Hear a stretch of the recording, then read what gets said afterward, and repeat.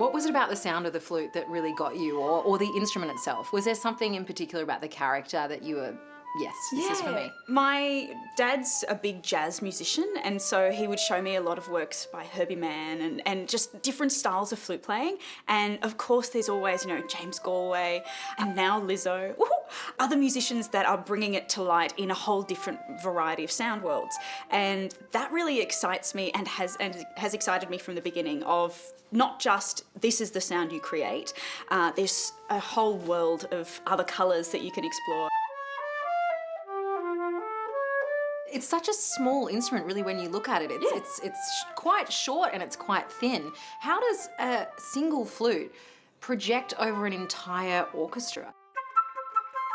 Because of its unique way of developing the sound, so through the projection of the air across rather than in, like a clarinet, bassoon, oboe, recorder as well, I always think of us as airbenders, where we can just really push that air out. But in terms of being in an orchestra, playing out the front, for example, in a concerto, you're backed by this amazing sound. It, in a way, just lifts your own creativity and projection as well.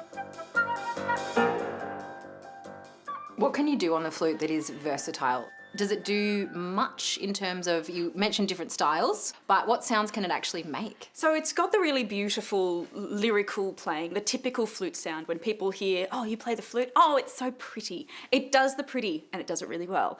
But I love it because if you added an extended component like singing and playing, you've got this breathy, almost electric guitar-y sort of sound where you can really pop this extra, and even just singing,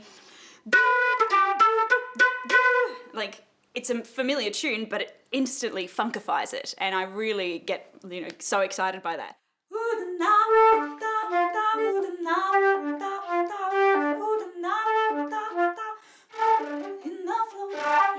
Technique on the flute is control, in a way.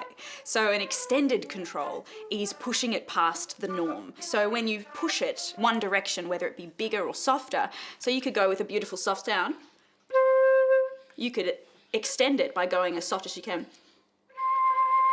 So it sounds more like a whistle, and that's a whistle tone. So then you could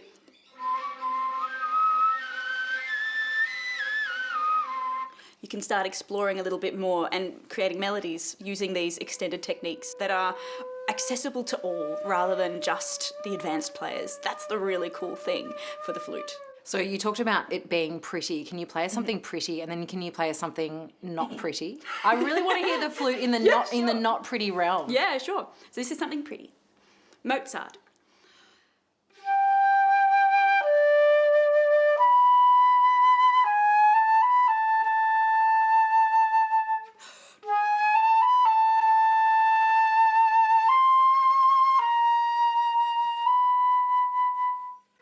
It's a beautiful, lyrical, consistent sound.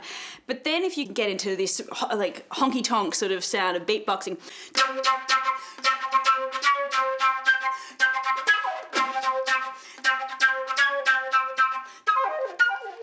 and it's this vibe of like excitement and overpowering stuff. And there's some fantastic musicians who have really pushed the flute in other directions into the world of beatboxing, where essentially you use plosive consonants and can add them into the flute because it picks it up and it goes, oh, throws it back into this really funky world. So rather than going, you can go. Can you beatbox on a flute? Yes.